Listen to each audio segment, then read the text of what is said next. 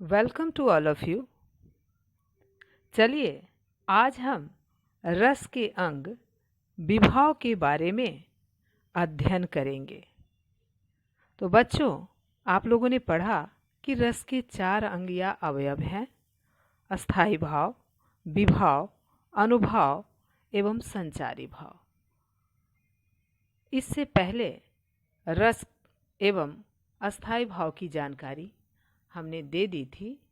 रस यानी कोई भी काव्य, नाटक अथवा फिल्म देखकर जो आनंद की अनुभूति होती है उसे ही रस कहा जाता है। अस्थाई भाव हमारे अंदर जन्म से ही रहते हैं, अस्थाई रूप से विद्यमान रहते हैं, जैसे प्रेम, क्रोध, शोक, घृणा, भय, हास्य आदि ऐसे ही अस्थाई भाव हैं। ये हमारे मन में सोए हुए रहते हैं, लेकिन परिस्थितियां पाकर यह जग जाती है। हम हमेशा क्रोध नहीं करते हैं, हम हमेशा रोते नहीं हैं, हंसते नहीं हैं, लेकिन जब ऐसी परिस्थितियां आती हैं तो हम रोने को विवश हो जाते हैं, हंसने को विवश हो जाते हैं। जैसे कि बच्चों, आप लोग कॉमेडी फिल्म देखते हो तो उस समय क्या हो जाता है, आप में हंसी का पुट वहाँ पर उत्पन्न हो जाता है। आप ऐसा कोई ट्रेजेडी नाटक देखते हो तो आपका मन भी रोने को करता। आप हमेशा रोते हंसते या अथवा गुस्सा नहीं करते हो, लेकिन परिस्थितियाँ आपको हंसाती है, रुलाती है। तो परिस्थितियाँ ही हमें ये अस्थाई भाव को उत्पन्न करती हैं। तो चलिए अब अगला दूसरा है विभाव। विभाव, इसका अर्थ इस शब्द में ही छुपा हुआ है। वि का अर्थ विशेष और भाव का अर्थ हृदय के मनोभाव, अर्थात विशेष भाव उत्पन्न करने वाला।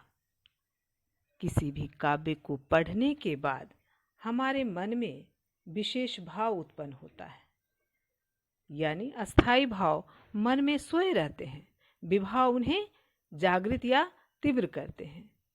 विभाव 2 प्रकार के हैं: आलंबन विभाव, उद्दीपन विभाव। आलंबन विभाव, जिन्हें देखकर या जिन पदार्थों का सहारा लेकर रस उत्पन्न होता है, जैसे नायिका को देखकर नायक के हृदय में प्रेम भाव उत्पन्न होने के कारण श्रृंगार रस की उत्पत्ति हुई। तो यहाँ पर आलंबन हो गया नायिका, यानी आप लोग समझे कि आलंबन शब्द का अर्थ है सहारा या आधार। तो जिन पदार्थों का सहारा लेकर अस्थाई भाव जागते हैं उन्हें आलंबन विभाव कहते हैं। जैसे इसको स्पष्ट करने के लिए समझिए बच्चों कि जैसे बाल कृष्ण को देखकर माता यशोदा के हृदय में वात्सल्य जागता है, स्नेह जागता है, तो यहाँ पर बाल कृष्ण, यहाँ पर आलंबन विभाव है। और आलंबन विभाव 2 प्रकार के होते हैं: आश्रय और दूसरा विषय।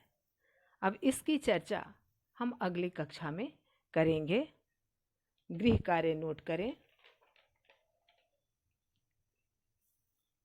पहला प्रश्न, रस के कितने अंग हैं?